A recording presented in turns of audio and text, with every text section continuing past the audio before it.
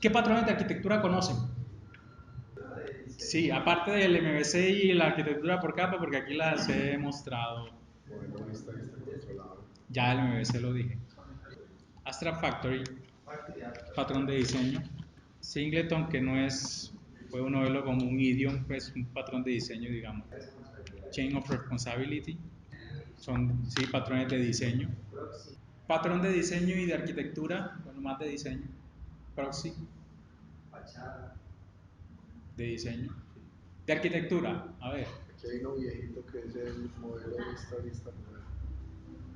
Ese es más nuevo que el MVC. El modelo vista modelo es una derivación del MVC.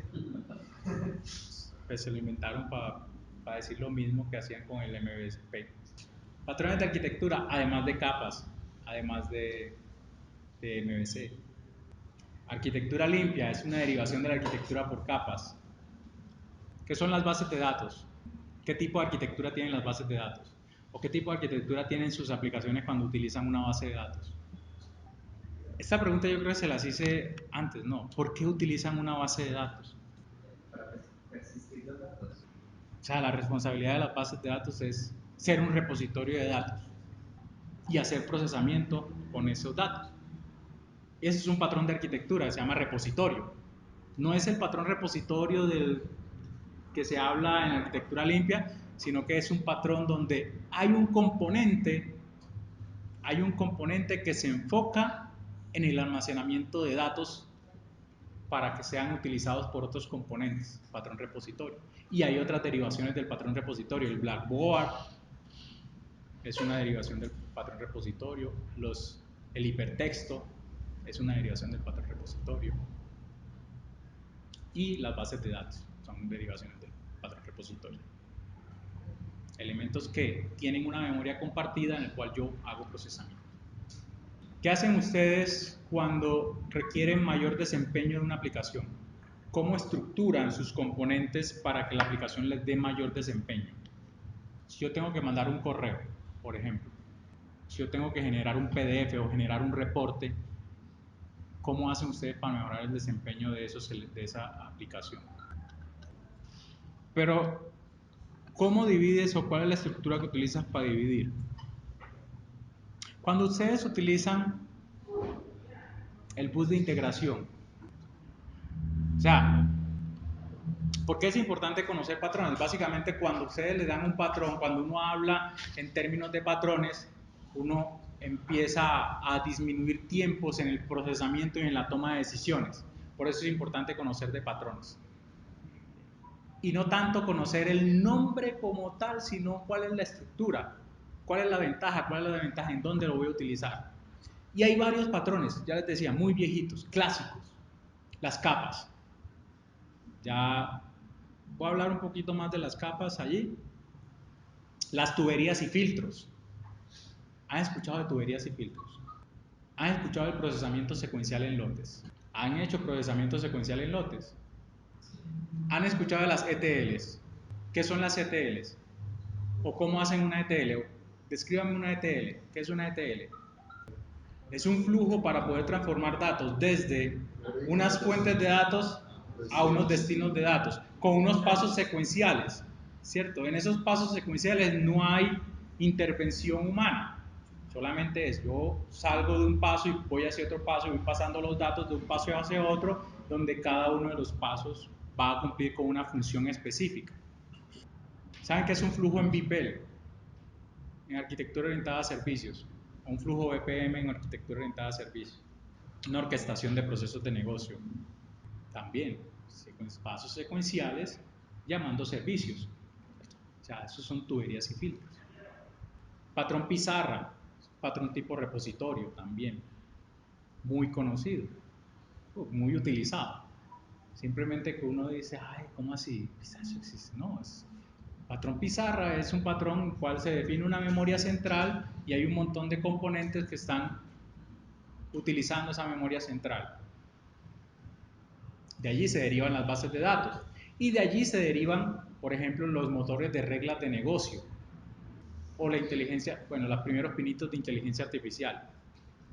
que yo tengo un montón de hechos allí y dependiendo de ese montón de hechos que están en esa memoria compartida, voy con unos agentes tomando decisiones para llegar a un resultado. Trabajan con un bus de integración, han trabajado con buses de integración. Los buses de integración son un patrón broker, depende del tipo de integración que se haga. ¿Qué es un broker? En la vida real, no en un bus de integración. ¿Qué es un broker en la vida real? En la bolsa o los que venden casas, se les llaman brokers, ¿cierto? Son intermediarios. El patrón broker es poner un intermediario. Un bus de integración es un intermediario. ¿Qué se enfoca a ese broker? Simplemente comunicar proveedores de servicios con sus consumidores de servicios. Ya, o sea que necesito un elemento intermediario, necesito unos proveedores de servicios, necesito unos consumidores de servicios para comunicarlos. Y la pregunta es, ¿por qué ustedes utilizan un broker de integración o un bus de integración? ¿Por qué llegaron a la implementación de ese patrón de arquitectura? Auditoría les provee muchas cosas pues acerca de la integración, pero ¿para qué uno mete un broker en la mitad? Yo puedo hacer llamados punto a punto. ¿Por qué no hay llamados punto a punto y puedo tener auditoría de los llamados punto a punto? ¿Cierto? Porque es que el broker puede tener la inteligencia para proveerme cosas, mediar esa transformación de datos, mediar esa integración. Creo que puede tener esa responsabilidad de mediar esa integración de los datos. Y porque estoy cumpliendo con asignación única de responsabilidades. O sea, si yo le quito esa responsabilidad a mis aplicaciones, no tengo que preocuparlas a ellas de eso, no tengo que enfocarme en mis aplicaciones de esas cosas que no son responsabilidad de ellas. Le doy esa responsabilidad de elementos que tienen que ver con la integración a un componente, el broker. ¿Listo? ¿Qué pasa si yo tengo integraciones punto a punto? Cuando tengo dos servicios, bien. Cuando tengo tres integraciones, bien. Pero ¿qué pasa con SAP que tiene, cuántos servicios tiene SAP ya? 5.000. ¿Servicios? Sí, ¿qué ofrece? Servicios reutilizables. Cuando yo conocí tenía como unos 4.000 servicios que tú podías utilizar desde otras aplicaciones. O sea, cuando tú tienes una empresa que tiene, cuando yo salí de Sura teníamos por ahí unos 1.000 servicios reutilizables. Tiene una empresa que tiene 1.000 servicios que se pueden integrar, sería fácil integrarlos punto a punto. No falta el loco que lo haga, ¿cierto? Pero ¿qué pasa si un servicio cambia de ubicación? Tengo un servicio y lo cambié de servidor a otra IP.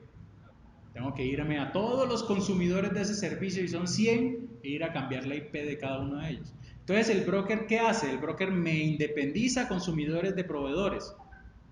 O sea, interfaz, separación de interfaces, ¿cierto? Donde a los consumidores no les importa quiénes son los proveedores de servicio, quiénes los implementan, ni si cambiaron de IP, ni si los implementan ya con Java, no les importa ni el protocolo, no les importa nada de eso a los consumidores.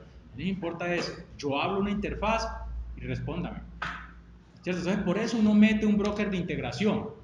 No es porque es lo bonito, no es porque sea bonito, no es porque sea lo último en Guaracha, no. Es porque mi necesidad de negocio me lleva a que yo tenga que organizar toda esa maraña de servicios en algo que sea mucho más estructurado. ¿Sí? Entonces, ese es el patrón broker. O sea, esas son las razones por las cuales yo debo implementar un patrón broker. Ojo, un patrón broker no me da desempeño de las aplicaciones, me da mantenibilidad de servicios. Ahora, si un servicio no es reutilizable, yo lo metería en el broker. O sea, si un servicio, por ejemplo, si ustedes tienen una API REST que solamente va para una aplicación de interfaz de usuario en Angular, lo meten por el broker. O sea, hay principios en la organización también a nivel de integración que uno debe cumplir. Pues yo todo no lo meto al broker, así sea un servicio, depende de la reutilización que tenga ese servicio, depende de las cosas, las transformaciones que yo le tenga que hacer ese servicio, depende del monitoreo que yo le quiera hacer ese servicio. Es un servicio de baja criticidad dentro de la compañía, ¿yo para qué lo voy a meter allí? Se puede caer y listo, que se caiga. ¿Sí? Entonces, esa es la responsabilidad del broker, poder ayudarme en esa mantenibilidad de la integración.